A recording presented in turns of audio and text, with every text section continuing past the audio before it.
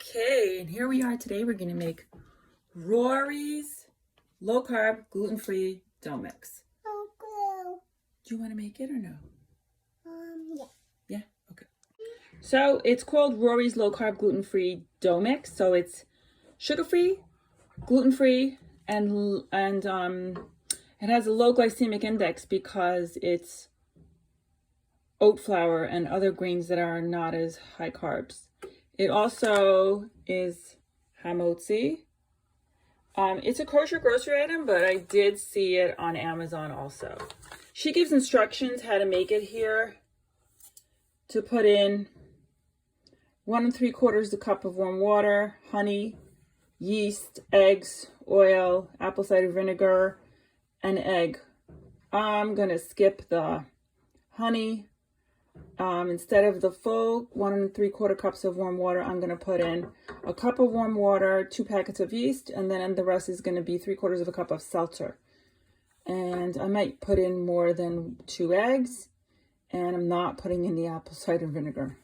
Okay, so the yeast is finished mixing. I actually only did a 1/2 cup of warm water. Then I'm going to add the dough mix in alternately with the wet ingredients. I put in 3 eggs. Now I'm going to put in the sugar, which is called, instead of the honey, which was 1/4 cup, I'm going to put in a cup of the stevia sugar. You want to put in something? The stevia sugar. Here, go get your chair. I'll help you. You can put in the seltzer. Next, we're going to put in, since it calls for 1 3/4 cup of cold water, and I only put a 1/2 cup of water in for the yeast, I'm going to put the rest in seltzer. Are you ready? Seltzer now. You ready? I'll do myself. Okay, let's do it quickly. Amazing. And then I'm just gonna spritz the cupcake holders with coconut spray. Have them prepared in cupcake holders there. I'm gonna put the challah in there. I'm going to add the rest of Rori's mix. Okay, and Dasi wants to do some of the challah. So the dough is very sticky, so I greased her hands, and before I make my shapes and put them into my cupcake holders over there, I'm gonna grease my hands too.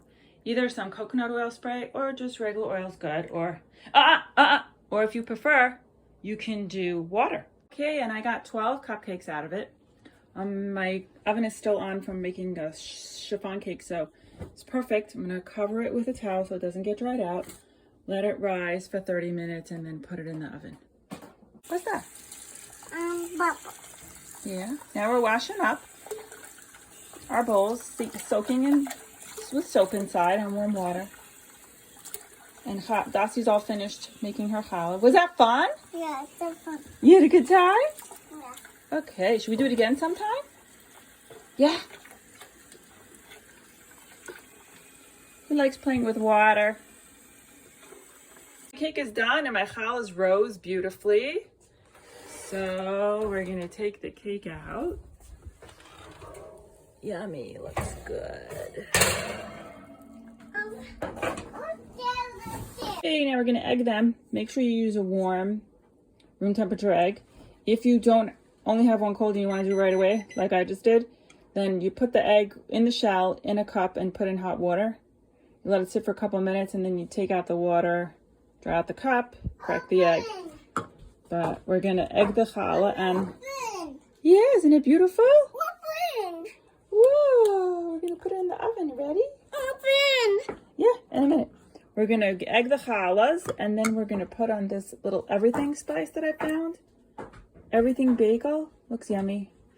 Egg them, I spiced them, and then I'm egging them again. I don't know, it just comes out better when you just do it twice. And you have plenty of egg anyhow. It's only 12 little challahs. May as well use up the egg. Then I'm going to cook them. The recipe says on the instructions of Rori's bag, says to cook them for 25 minutes depending on size. So I'm going to cook it for about 15 minutes because I think mine are really small. We take it out, and it's done perfectly after 20 minutes.